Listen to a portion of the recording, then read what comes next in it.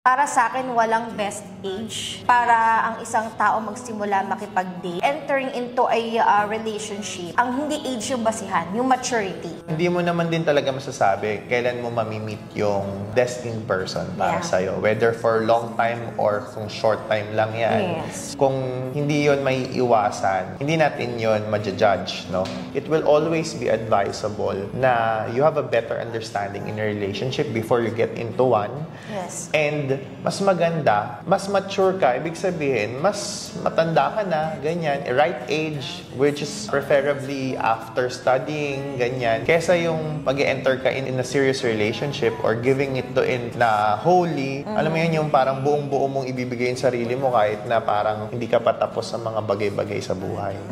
It's really not the age. Pero hindi naman din natin sinasabi na porket mature ka na kahit na kag-graduate mo lang ng high school, mag-relationship ka na. Hindi din. Yes. Kumbaga, be wiser. Yes, correct. If you can be more responsible to what you're dealing with, that is the best time. That's the best time. Yes, correct.